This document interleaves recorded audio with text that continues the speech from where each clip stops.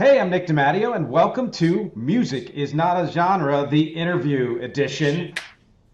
As you know, if you've tuned into my other versions of this podcast, I talk about music in every which way and I connect it to all other kinds of music and other things. And I always say that my objectives are music, conversation, and connection.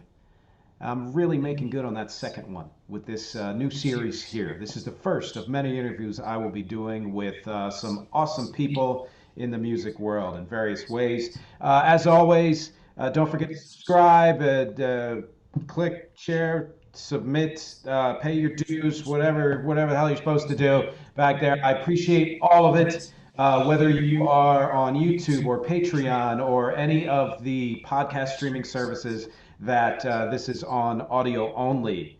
And if you are, message me there too so you can see the video of these beautiful faces. With me today is the one and only Cathryn Lynne. She is a performer. She's a performer in various ways and the co-creator of SnerkShirts by FEEK, which is a t-shirt and gifts company. She was also gracious enough to perform backup vocals on several of my band Rex songs from our recent release, the magnum opus, The Weird Objective. She's been a photographer since she was 15 years old, ran her own freelance photography business for 10 years right here in NYC, and something we may get to later, thinks that now more than ever people should be taking a lot of naked pictures of themselves and others. Cathryn, how are you today? With an intro like that, how could I be anything other than fantastic? Yes, that's the idea. We went right to the heart there from the You got beginning. to go Cool. right for the meat, right for the meat. I should be Pun careful what I put intended. on that Yeah, that questionnaire. yeah. So how are you today? I'm good, thank you. Good, good.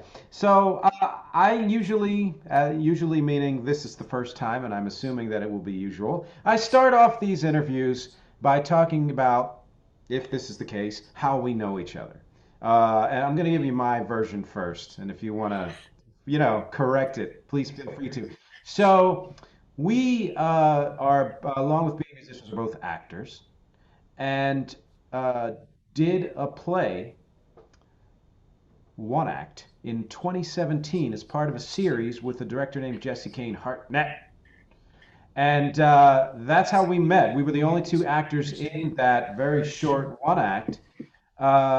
Shortly after that, I was in a band with a great guy named Fred Sauter, who I will be interviewing in a future episode of this. And Cathryn here, came to one of my gigs. And well, whether if you know us, you will know what comes next. And if not, surprise, surprise. We have been together as partners in every single way ever since late 2017. And as of this recording, we'll be getting married hopefully this year, if the year lets us. Uh, how do you feel about that assessment of how we met? I am in solid agreement with everything that you have just All said, right, all right, all which right. is really important considering that last bit. Yeah, I'll say. Yeah. So I've talked enough. Why don't you tell everybody in your own words your story? How, My whatever. story. Yeah, it can be strictly about music or performance. It can be personal. It can be anything you want. I'd like to hear this. I know other people would too. Who am I anyway? Hmm. Um, okay, so I was born in California, Southern California. And since the age of 3, I grew up as a dancer and started doing musical theater at around 16 years old. And always wanted to move to New York City. Not necessarily to be a performer, but just because I knew that I should definitely be a New Yorker. And so when I was 21, I moved to New York and I have been here ever since. And that's a couple decades out. And I currently live in Queens, New York with you. And as you said, I had a photography business here for 10 years. I always did photography along with performing since a very young age. And in the last 10 years, I've also been a fitness instructor, primarily through Crunch gyms here in New York as well. And now, since last year's craziness and the craziness that continues into this year with the pandemic, um, that put up a lot of career crossroads and whatnot. So you and I, of course, started to perform even more regularly as Cathryn plus Nick, which we had started actually in the end of 2019 when we started to actually perform in clubs when you could still together. I was doing backup, like you said, for rec songs. And then last year we just continued it, doing it on Facebook Lives and whatnot, which has been really fun. Um, Limiting, but fun. So we're continuing to do that. And then we also created SnerkShirts by FEEK in 2018, shortly after we got together, which, like you said, is a t-shirt and gift company based on your childhood doodles of FEEK, your mascot. And so we're just kind of continuing on with all of that. There's been a lot of curveballs. I've always, yeah, there you go. There's the feaker. For anybody who can't see this, that is a little line art drawing of a little head, screaming, shouting, snarks. We'll get into that later, I'm sure. Yeah. And so I still love living in New York City. It's definitely my home. It's been going on 20 years now. That's what my anniversary will be this year, 20 years in New York. And I'm riding out to see what's next in everything. I think there's a lot of question marks right now, so I'm very happy to be here with you talking about this, continuing to do music, the business, and figuring out what next steps are with frickin' everything. So that's my summary, I guess you could say. That's good. That's with freaking everything. Yeah. I think because this is such a special time here, I mean, everywhere in the world, but as we know here in New York City, before we get to really talking about the, serious music stuff, I wanted to follow up on something you said, which is that you moved here because you knew you wanted to be a New Yorker. Yeah, if you ever tell anybody that you have any kind of performing background and that you moved from a relatively small town to New York City, they ultimately assume that you came to make it in New York. You were going to be on Broadway. You were going to, conquer the Big Apple. If you could do it here, you could do it anywhere. And I looked back on that for a long time, wondering if that was actually my goal when I was trying to do other careers. And I was like, well, wait a minute, did you swerve off of your goal? Were you coming to make it? And I really looked back at it, and dancing and musical theater and acting and singing, they were all things that I absolutely love with my heart to do, and really gave me great insight to life and really great life lessons. But I never remembered coming with a specific goal to make it. I just knew that New York was a place that I needed to be. I had never visited here before I moved here. I just moved here with a friend, and I just knew that this was, my was going to be my home. And 20 years later, it has definitely been that. So sometimes you just need to know where you need to go before you know what you need to do there, I guess.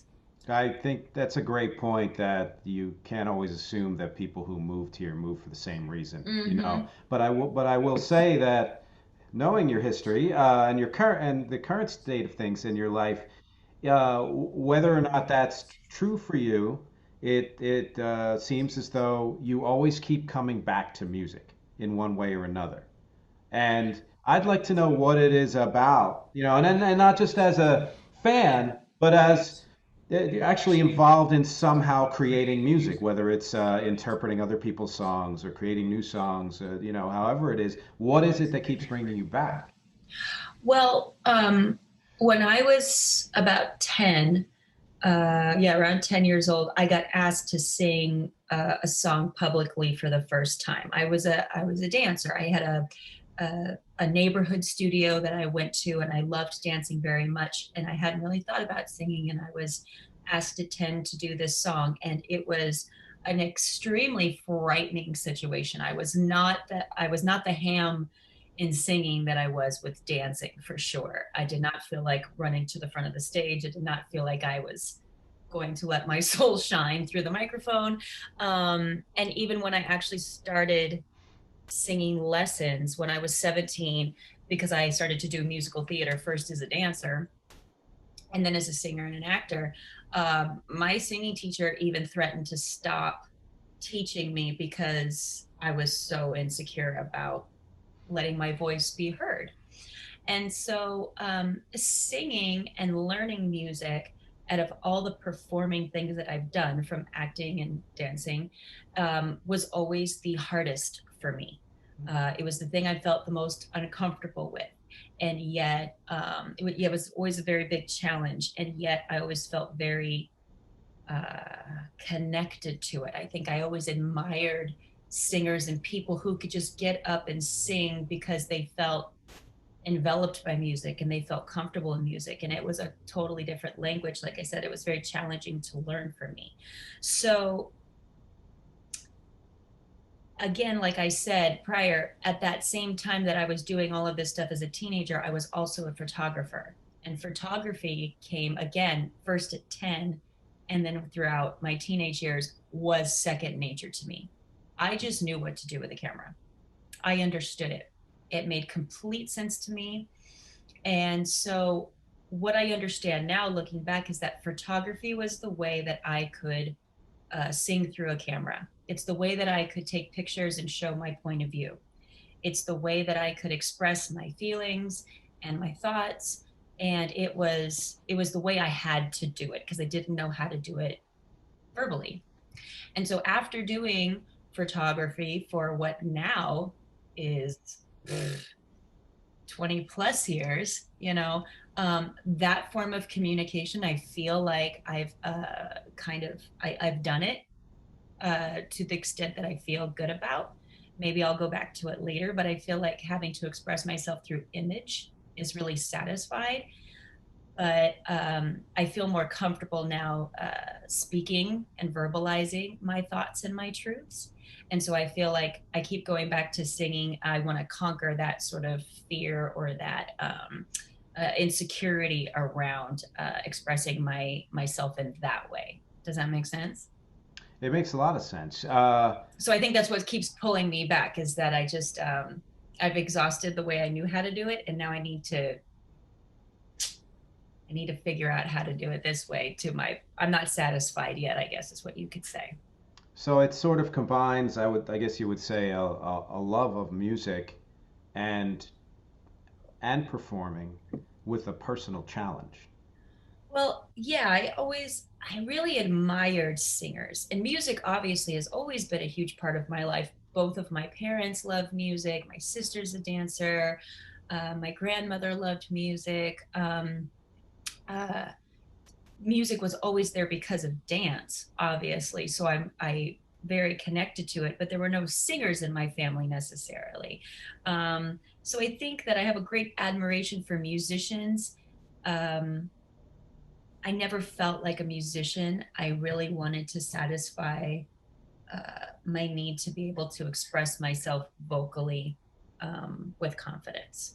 So I don't know if that means that I'm a singer necessarily. I think that I want to be okay with speaking my truth uh, through music.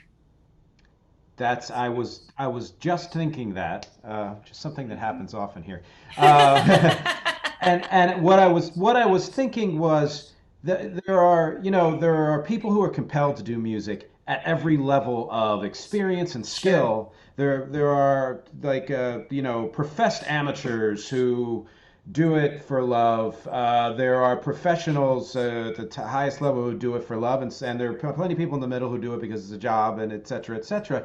And in all of that mix, many of those musicians do not they don't necessarily use music as a way to express some part of their inner self or identity per se. For example, many musicians I know are perfectly happy being kind of in the pocket in a band, as a bass Mm-hmm. player, as a keyboardist. Mm-hmm. Um, which, knowing your skill and knowing how adept you are at rhythm, and you do percussion, and having a dance background, there were other ways that you could have expressed yourself through music, and yet having facility at singing, is only really one reason. There was some other reason why you chose not just to continue to come back to music as a challenge, but to do it in a way that is expressing some inner part of you as a vocalist, really putting yourself out front and putting your voice out front, both figuratively and literally. Yeah, I mean, it's again,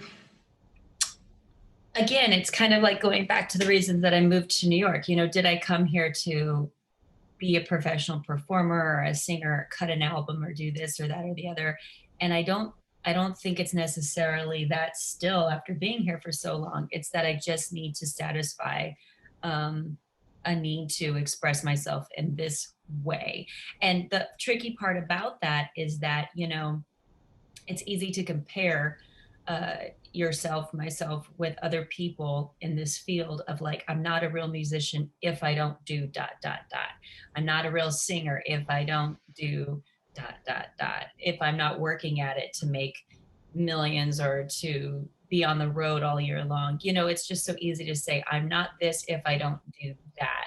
When the truth is, I think that if you want to do something, you just need to do it to the best of your ability until you feel satisfied with it. And then by doing that, hopefully your best work will come out to share with other people.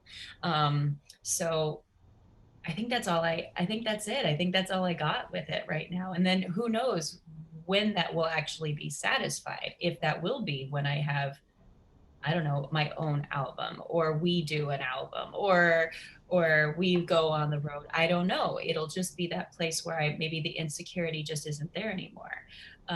Maybe it won't ever be satisfied, and this is what I'll keep doing for forever, because it's certainly something that's taken many decades and it's still not satisfied. So I don't know. I'm very interested in the time that I'm in right now with it.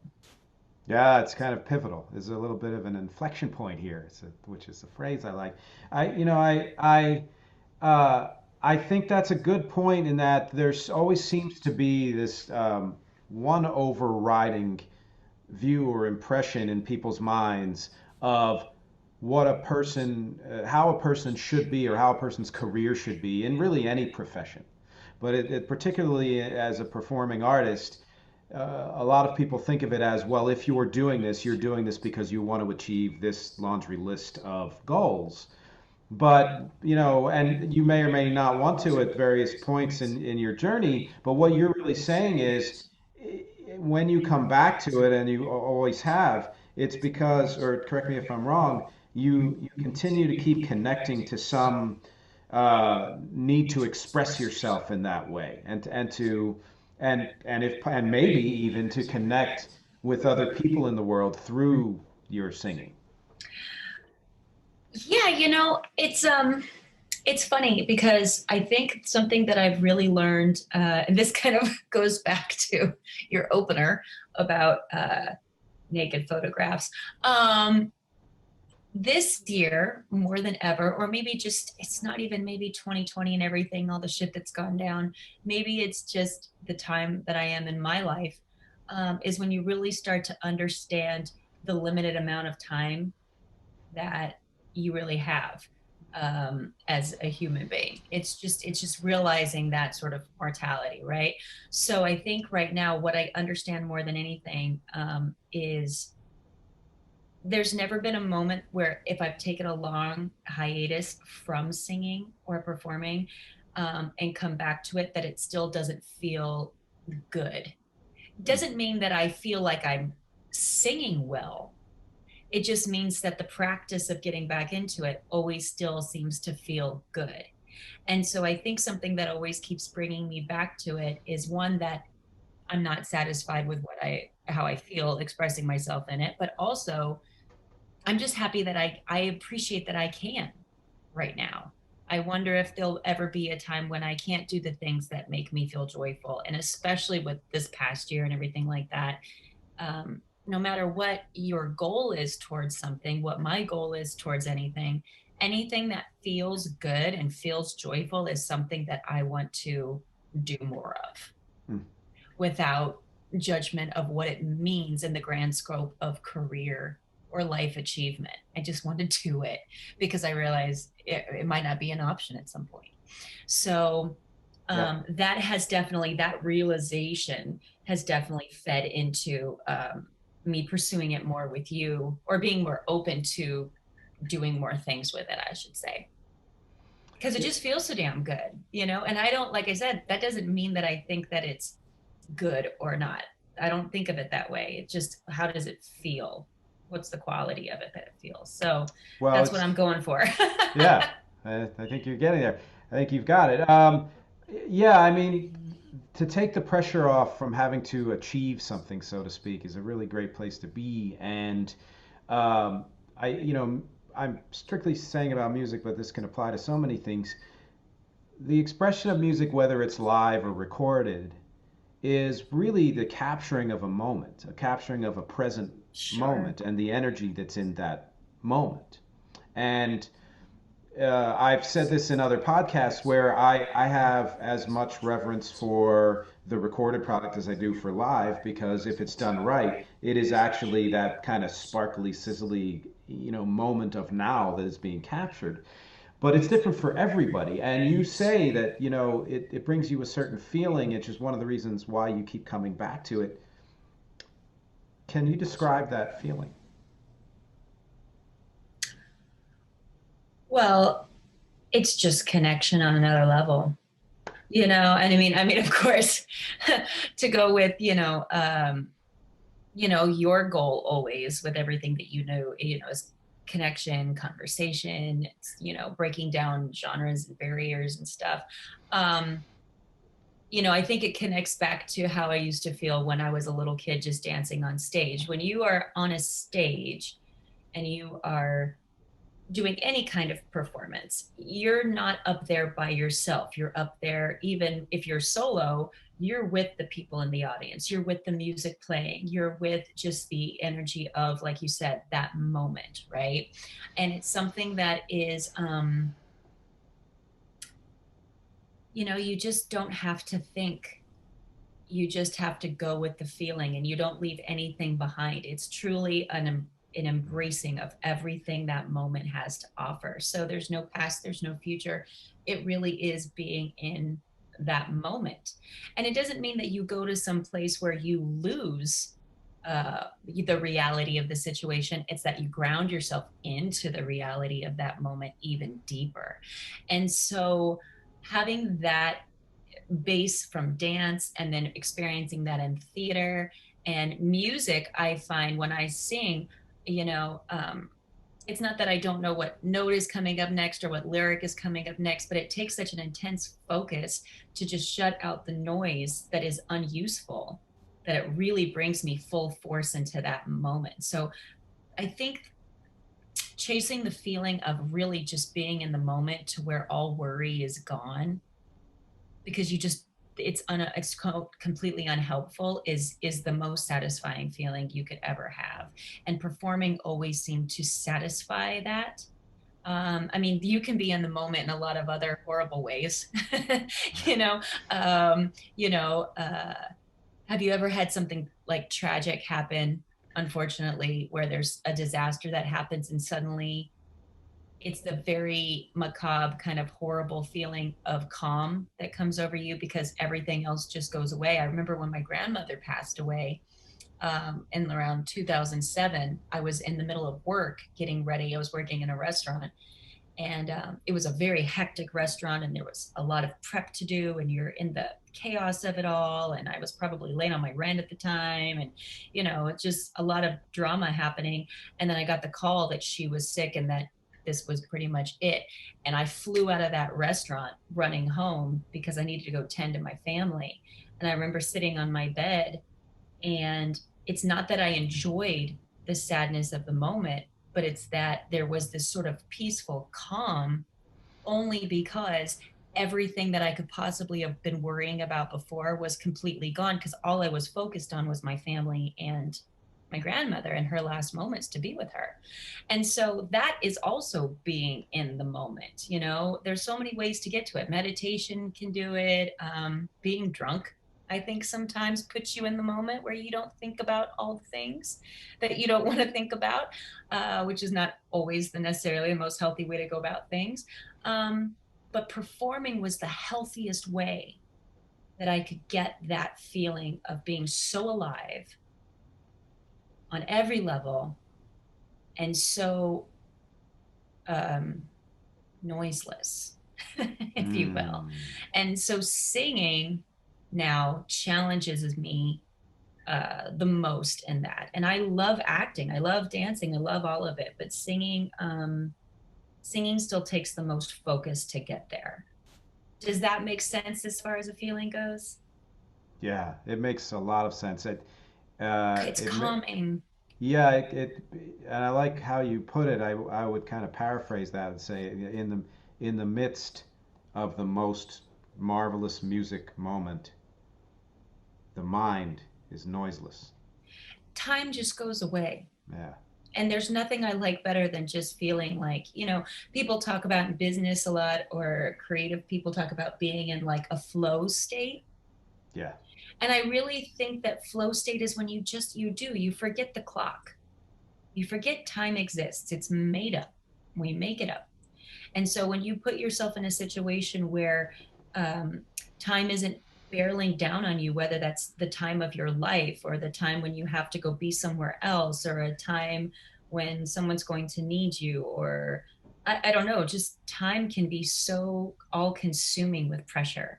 And so when you just get into that place where time is gone and all the worry associated with that time is gone, oh my God, I mean, let's go sing right now. Like Yeah. I don't want to No, if ever you're gonna I describe I it like never that, I yeah. never want to not be in that. And I guess when we're performing or anything like that, I'm never thinking about, oh, well, the song's almost over or the show's almost over. I mean, you have that kind of metric in your head, I guess, because you are tuned in to who you're performing for or with, or of course, but it's not the same as like, you know, I really enjoy meditation, but there's a moment when you can even find that moment where you're like, oh, the 20 minutes is up or the 10 minutes is up. I don't know. It's not as satisfying. It seems like a lot of these disciplines that are, chosen consciously, or activities, like you say, getting drunk and things like that, um, and music, which can be, a combination of a discipline and a feeling of getting drunk, all kind of strive for the same thing, which is to take our desperate need for structure and control and just completely throw it out the window. There's, Yeah, no, totally. But you know what's funny about that is that, I was also thinking, there's that feeling of being timeless, noiseless, weightless, all of the worries gone, which is, being in the moment is a wonderful feeling. But also, I mean, you are literally playing, and it's just so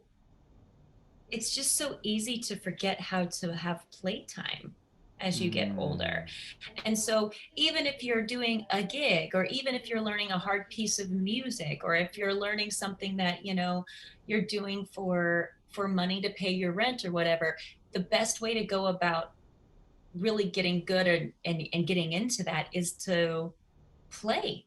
Your job relies on you,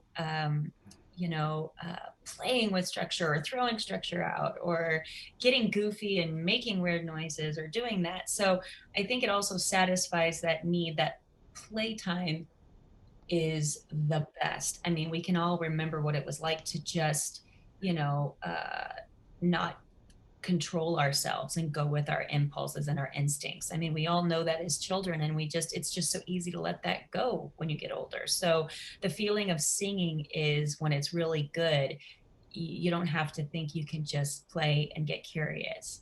And so that's another feeling that's generated by it. Do you agree? I mean, yeah, oh yes, and I think it gives more kind of honor and respect to the word play itself, because there's so many ways that that word is used, and most often when people hear it, they associate it with kids. They associate it with something frivolous.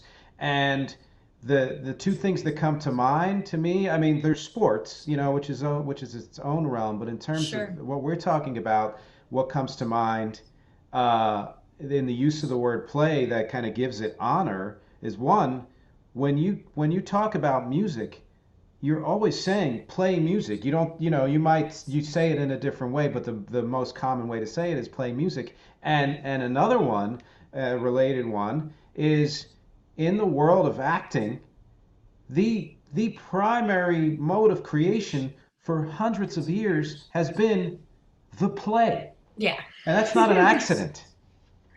Well, and I know that, like, especially when we're performing together, right? The times that I think that we are at our, quote unquote, best is when, we've done our work, we've done our rehearsal, you go through all of the structures and notes and this and that and feeling, and it takes work to put all that together. It does, it takes an immense amount of work. And then we just let it go, and we're just tuning into each other and riffing off. Like there's no judgment or worry about whether or not we are going to be, again, quote unquote, good. Are we going to do a good job? Are people going to like us? Will the audience clap? Will people tune in to the live? It's just when you and I are just literally playing, throwing the ball back and forth, through notes. And then that's when the curiosity comes in, and that's when the surprises come in, and that's when it's the most satisfying and the most fun. It's when, again, you let yourself just be in, when we let ourselves be in the moment, and the moment is all that matters. And that's, I'm talking about this more and more, and I'm like, my gosh, why are we doing this every single All right, let's end the interview right now. Exactly, we're over. This is it. Let's just go perform. Let's go sing. Yeah. And at the same time, getting to those moments and getting to that place is challenging. It's work. It's not all playtime. It's just that the work is worth it to get there. Now that's the beautiful contradiction of, I think, any kind of achievement like that, in life. That, well, and I wanted to comment on this real quick first, though, is that the more you're in the moment, whatever it is you're feeling in that moment, that's what the audience feels. That's why it's so valuable to be able to do what you're saying, and in the moment kind of throw away everything else and just be there. But like you said, which is the contradiction, it takes discipline and structure to learn how to throw away discipline and structure, and do it in a way that's effective and visceral and connected with others. Yeah, no, absolutely, I totally agree. And I think, again, it's funny that you bring that up, because I've always been better at being disciplined when it was for other people, to show up for other people, or to a job that was already created for me, or something like that. Like, it was just easier to show up on time when I knew that I could possibly get in trouble for not showing up on time. That was always easier for me. When I have to show up just for myself through rehearsing or performing or this and that, that was always harder for me to show up for my own self. And so singing, when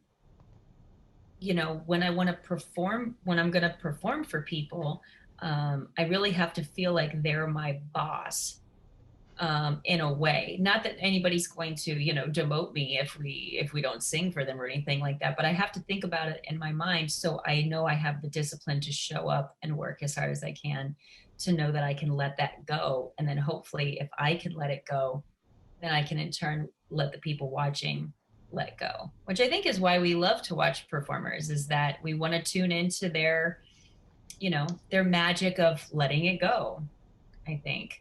I mean, a lot of people, I think, love the technical side of music, which of course is awesome.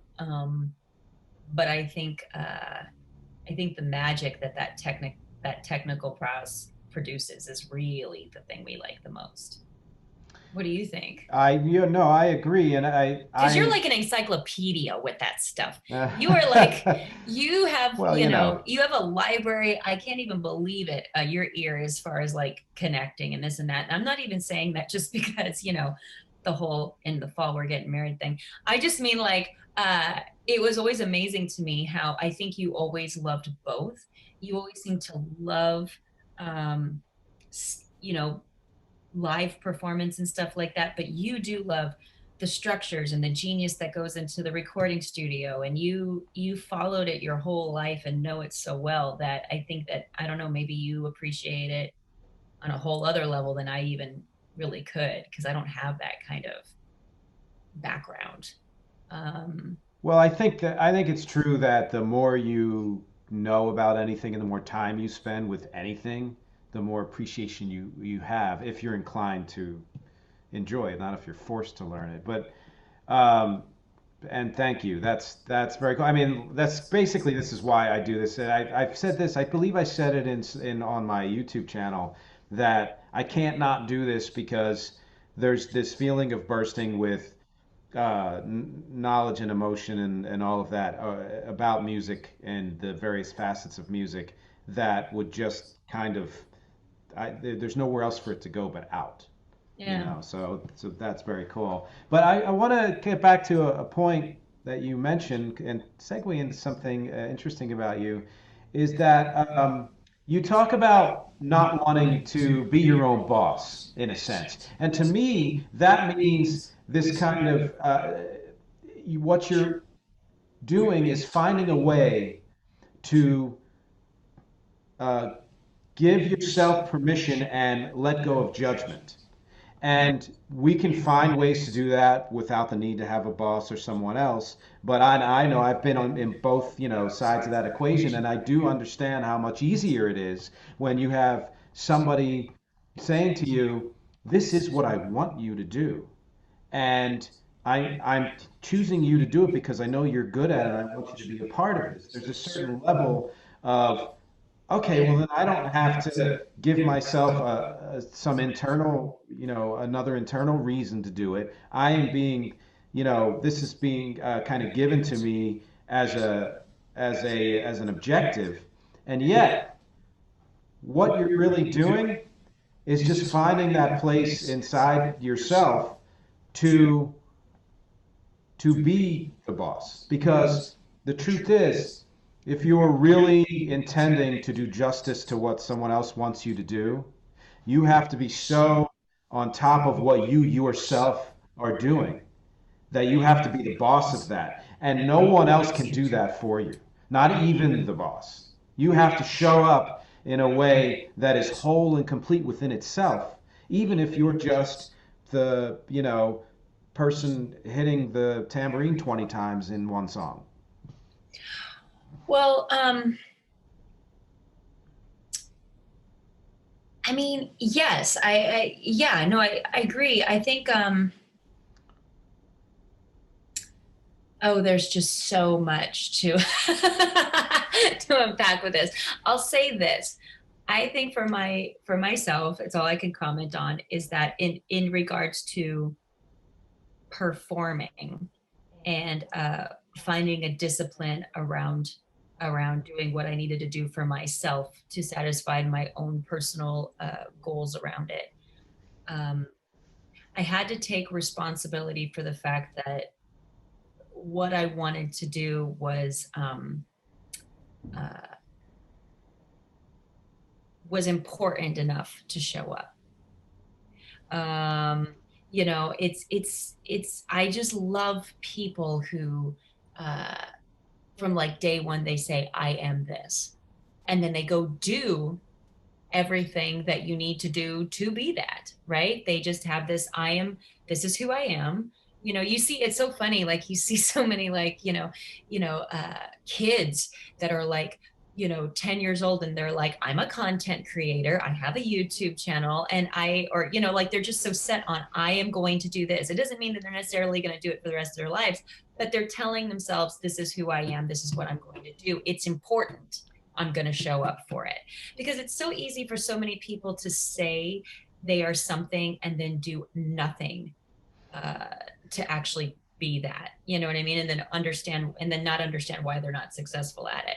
And I think that I kind of was that person in some respects. Like I would think of myself as oh, I love this or I want to do this, but then I wouldn't show up for it because I just didn't think it was as important as showing up for the job that somebody said was important and I was going to get, a guaranteed paycheck from it. Hmm. So I think for me, growing up has definitely been taking on the responsibility of showing up for what I say I want to do. Again, even if it doesn't mean that I want to like make a giant career out of it. You know what I mean? Even if I don't bust out a ton of albums or become that singer songwriter or whatever, it's important to me. And that means that I should have a responsibility to do it because, again, going back, I realize I'm not going to be here forever. It's Mm. interesting how time can really make you prioritize what's important to you, no matter what your goals are around it. So that's been a big shift as far as like who's the boss. You can have a boss in your career or you can be an entrepreneur, but no matter what, you're the boss of your life. But there's responsibility in that, a lot of responsibility. Um, Well, I don't know. I think I went off yeah. in like 40 different No, ways that's with all of perfect. that. It actually, So oddly enough, what I've been thinking of while you're saying this, among many things, is Lizzo. And the reason why is because we watched her interview with David Letterman, and this is yeah, not an she's great. uncommon thing. It's not, but because it was her, and it's recent, that's why I'm thinking of her. But she did profess that there have been plenty of times where there was a sense of, was what she was doing important enough to Right. the world? I think Hmm. there's a place in in any performer who sticks at it, at whatever level, however frequently, that it's important enough to them. But what you're judging is what's important to you also important enough to anybody else in the world. And even the highest level performers, the greatest success, have those moments. Maybe not forever, but it really depends on their journey. And the difference, really, I think the only difference between any of us and any of them or all of us, however you want to say it, is in the doing, is which is kind of what you said, which is feel what you're 100%. feeling. You don't know what's important or not, and no, you don't know what other people will connect with or not. But if it's important to you and you do it, then that's what it is. Yeah, no, I completely agree. Yeah. I think one of the, they're always saying, you're looking for your purpose in life. If you feel like you're floundering and you need to find your purpose in life, always go back to what you loved doing as a child or, what did you Mm. say you wanted to be when you grew up? Well, hell, I had like 20 things that I said. I never had one focus or anything like that. And I came across a woman one time who said, your life purpose is what you say it is. Your purpose is what you say it is. Mhm. So no matter what you did when you were a kid or what you're doing now, if this is what you want to do at any point, then that's what it is. You've decided, but then go do it. Absolutely, you have to take And go do action it. to actually do it. And I think one big thing with that is that if you say you're something or that you are going to do something or you are a singer or a doctor or a writer or a musician, whatever, if you say you're that and then you don't go do it, in my experience what happens is that you become the world's best critic of that profession or that thing Oh, yeah. because you say you're that and then you're constantly immersing yourself in it because you love it, but you're not actually doing it. You don't actually have your experience of it. So then you just constantly are criticizing how other people are doing it because you're on the outskirts of it. You're not in your own experience.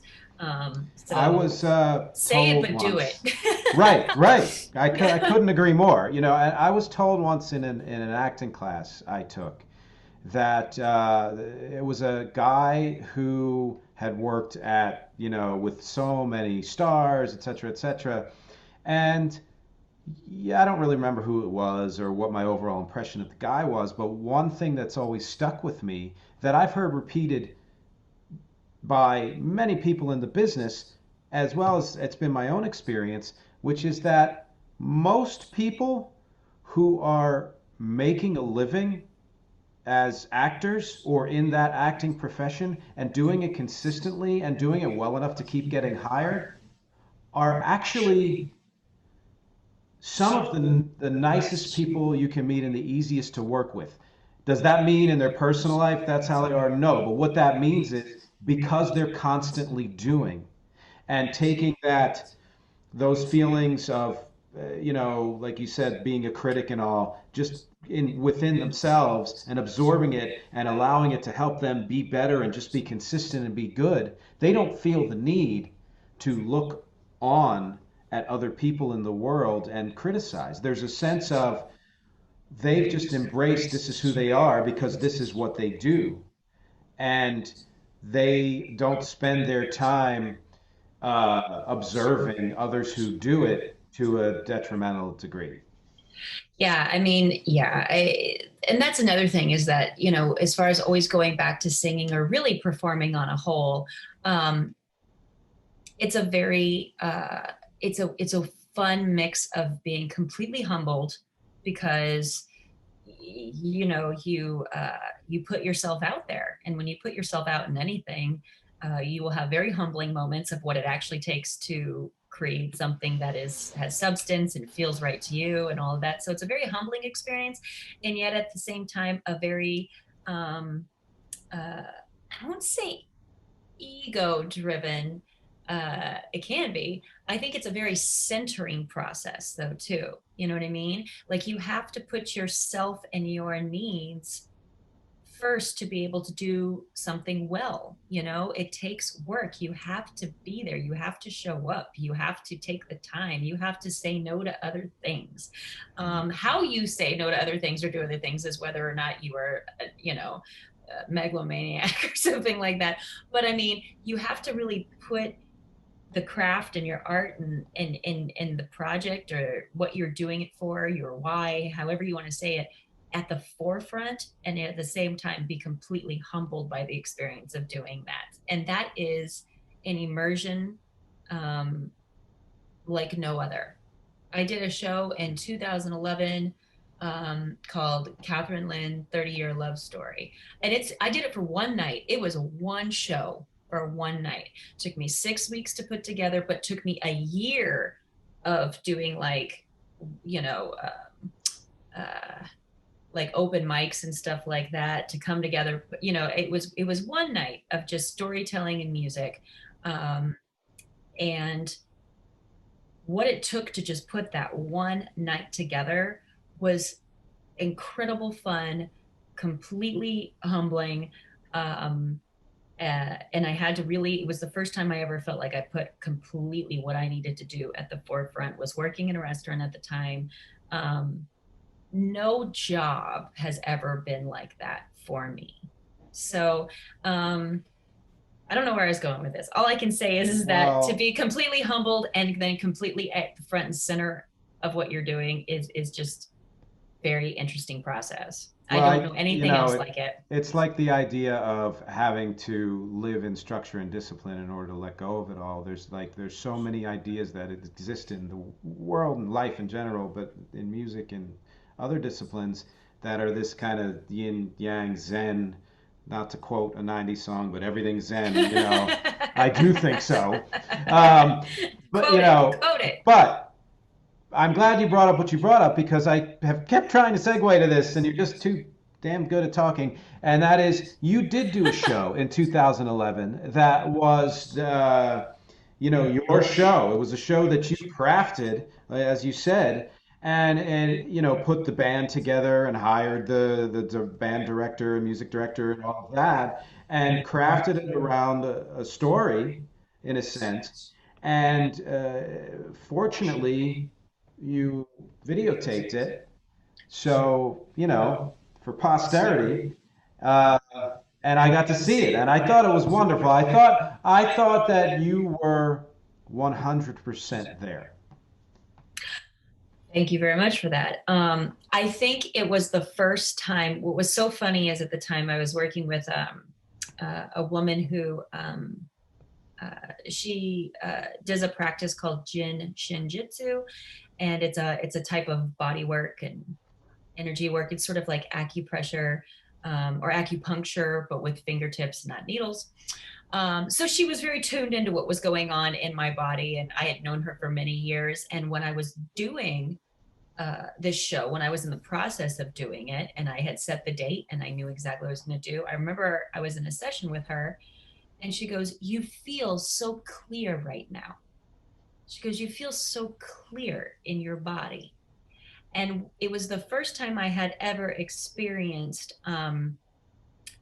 knowing I was going to do something and putting myself out there in a way that I had not experienced with other productions or shows, because this was mine. It was me saying what I wanted to say and doing everything that I wanted to do. And, the clarity of just going, oh, I'm doing this, and being full in, like, uh, you're in the driver's seat. You don't really have a seatbelt on, but you are there 100%. I had never experienced, again, accepting the responsibility of no matter what happens, I'm doing it. You know what I Hmm. mean? So yeah, it was a very, very good uh, moment to understand what it takes to do that. But again, like kind of what we were going back to saying before, the way that that show came out is that I had started doing photographs. I started to shoot an open mic that was happening in the East Village in the neighborhood I was living at the time. It was called Penny's Open Mic, and it was at the St. Mark's, under St. Mark's Theater. And they had an open mic every Tuesday, and I would go there and I would photograph it, and then I just started to perform, and I would just come up with, I don't know, stuff every week. And it was a fantastic community and a wonderful place for support. And it took the discipline of me showing up every Tuesday to, again, have your have be humbled, and then to be inspired, and to really practice being in the moment, or being on stage for 7 minutes at a time, which is how long the sets were, and to really just to do it. Like I said, I did that for a full-on year before I did that. So if I hadn't had that practice, then I would have no idea how to go up there and actually be present for a full hour, speaking my truth or what I wanted to say.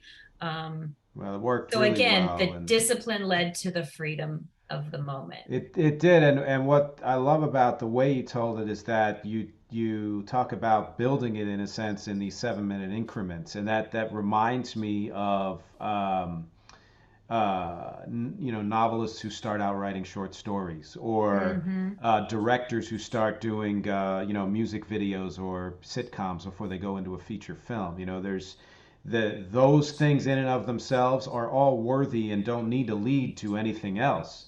But it's a great way to build to something bigger, because you're learning those little moments are what make a longer form into something great, because it's just made of a bunch of little moments. You know what? And that's absolutely. And you know what? That's the thing, is that that's why music was always, I mean, I like just in tears with not being able to learn it. Like learning sheet music, like back when I was a teenager, when my singing teacher at the time was going to like basically be like, look, you got to give me something to work with here. I was so frustrated because I could never break things down note by note. I mean, in my head, I heard the whole song, I heard the whole feeling, I heard all this, just to be able to calm yourself into note by Mm. note, and having that structure and doing that was just the most frustrating, hard thing in the whole world. I mean, even when we work on songs, it's funny because sometimes the hardest phrases or the strangest melodies, sometimes those are easier, and then you're like, okay, we're just going to sing, like a third as far as a harmony goes, and I'm like, I can't get it, like it's just sometimes just being able to break things down is really the where the real work comes in. Sometimes Well, the whole show is the easy part to imagine. yeah, because you've done so much before. I look, my belief is always, it doesn't matter how you get there, as long as you get there. And there's so many musicians who we know who are legends who can't read a note of music, or maybe they can now, but they couldn't when they started. And for played by ear and put things together, because the ultimate goal is creating something that lives and breathes. And I have this talk all the time, mostly in my head, but often with real people. And because I grew up with classical training and knowing how to read music and all of that. So I was, but my dad was a performer and he did too, but he always approached it as the song and the music and the performance are what is the most important. So I had this kind of dichotomy of learn your chops, learn your, the theory and what means what. But in the end, that's really not what's the most important. There are things you can learn from that that can benefit you in the, the rest of what you perform and what you create. But how, again, how you got there is not what matters. It's that you got there and why. Because the 99% of people who are watching you or listening to you only care about how it feels.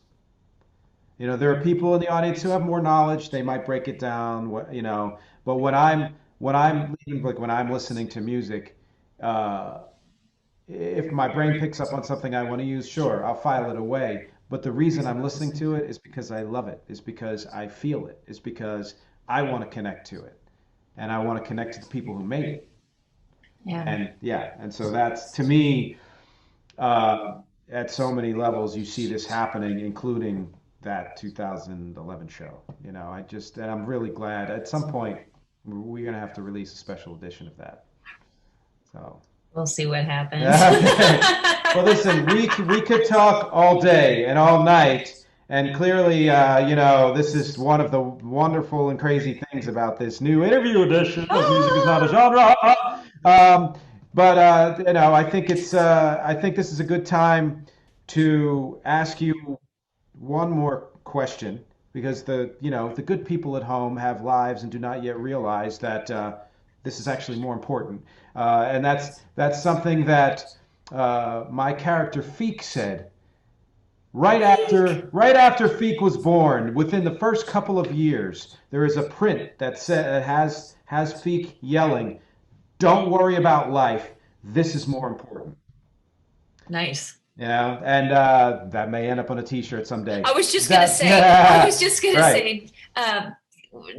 To be continued after the recording. Yes, exactly. And so Gonna talk, buddy. just to end, is there anything else you want to say, or that we maybe missed out on in running, back and forth, or that you want to promote before we say goodbye? Well, now that we have the FEEK, the future FEEK shirt, SnerkShirt, we already talked about. Mhm. I'll say this is that again, performing, singing, music, the thing that I like and I love about it most is that it's the best way for me to learn about myself and I think life in general. It's just been a great teacher.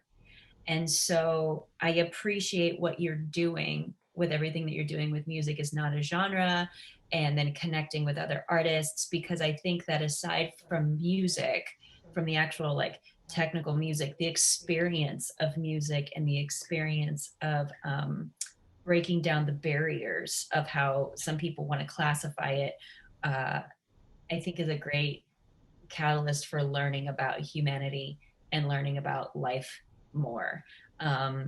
So I appreciate everything you're doing with it. Well, thank you. Because that is the most important thing, and I think that that's what you emphasize is that you are somebody who is you're in the notes, you're in the technicality, you're in the way everything is played, but at the end of the day you're into the umbrella thought of but how does this really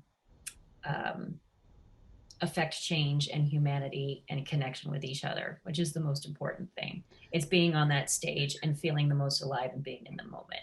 So so I agree with you and I appreciate you.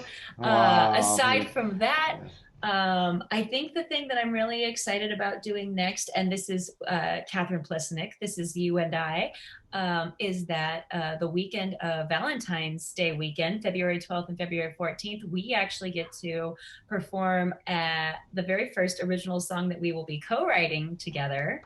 for our good friend Jamie Dry's dance company, Drive Marinero Dance Company. They are putting together a whole show, a pre-recorded show of artists, of dancers, dance pieces, musicians, a whole bunch of stuff to come together. And it is going to be fantastic. And I cannot wait to do it with you. It's a whole new year, a whole new world.